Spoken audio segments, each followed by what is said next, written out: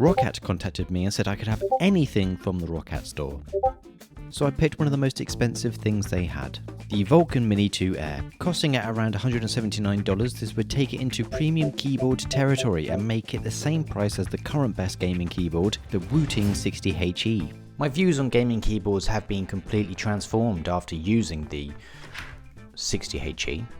As you can see, I've still got my strap on. So where does the Vulcan 2 Mini compare with the gold standard? Before we start, there was an issue that was immediately discovered upon opening the box. They didn't send me the wireless version, despite me asking for it. This unfortunately meant that all the cool ideas I had to try out a wireless keyboard were completely useless.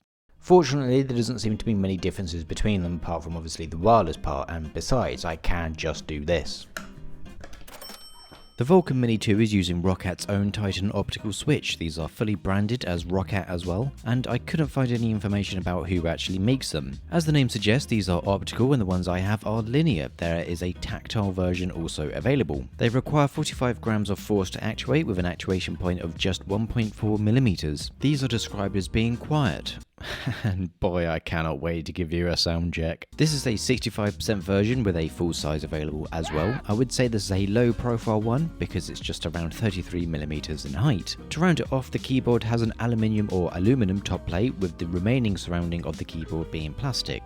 You get some adjustable feet so you can change the angle it sits at. The rubber on the bottom does a great job of keeping it secure on my desk. The highlighting feature, although worryingly, is the RGB, which is bright, but it does serve a purpose. There's two lighting zones for each key, one on the top and bottom. The top one follows the main lighting profile that you have active, but the bottom one switches on, at least from what I can tell, when the key is active. For example, if some sort of controllable media is playing, the secondary LEDs for the media keys light up underneath with a different color, making it clear that these are able to be used. The same thing happens if you mute something. The key now glows red to let you know that, but still keeps the global color profile on the top LED. But enough of that, you're probably wondering what it's like to type on.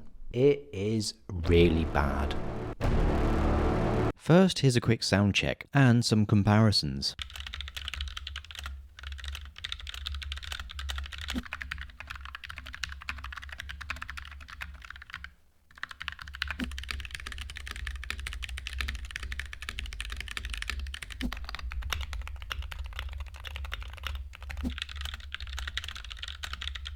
The quiet switches are already being thrown under the bus here. The thing rattles so much to the point where it's just really aggravating. And it's not helped by these awful flimsy ABS keycaps which just let moisture sit on top of them like a puddle so they stick and rub against your fingers. In terms of functionality as well, there isn't much here. There's an easy shift feature where you turn the keyboard into game mode and you can then set separate binds or macros to your keyboard, but most of the important stuff that I think I'd ever need, like Windows lock, media keys, etc., are thankfully already included. The software is very underwhelming in general. It does have perky lighting, which is the only function that I think is actually beneficial for gaming keyboards, but there is one baffling feature of the software.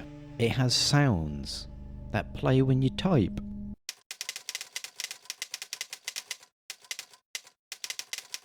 Like, why? I understand that I'm coming from a Wooting 60HE, which I think currently sits at the top of gaming keyboards, and I also use a Keychron Q2 as my daily driver, which is also a very nice keyboard. However, previous gaming keyboards I've used are the Fnatic Streak 65 LP and the HyperX Alloy Origin 60. Both of these keyboards are far superior to the Vulcan 2, and even this keyboard, which is a Tazare TK63 Pro, which costs I think $30 on Amazon, feels a lot better to type on and feels higher quality than the Vulcan 2. I just don't see where this keyboard fits against the other offerings. I guess if you're someone that loves RGB, the vibrancy that this offers could be a key factor. However, I feel that you should focus on the typing and user experience first before you add RGB. The quality this offers is bare minimum, and the competition has a far better typing experience. And by the way, typing does include using it in-game. As far as whilst using it in-game, it's still awful.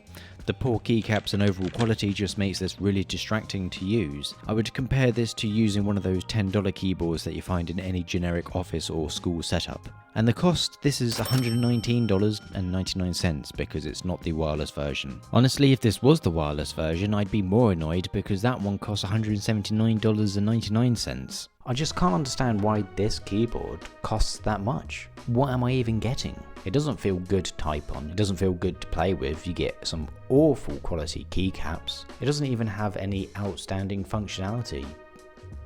It's literally just bright. Wait, there is one thing I do like and actually does kind of fit into the gaming keyboard kind of theme. Because the top plate is completely flat, there's no surround to it like on my routing for example, it's very easy to clean. So you can just get a brush and get rid of all those Dorito crumbs. But that's it, that's the only positive I can find. Comparing it to others that I've used which are around the same price, they just make this look so much worse. This is by far the worst gaming keyboard I think I've ever used. Don't buy it. If you want to see a review of an actual gaming keyboard, there's a video on screen now for you to watch instead.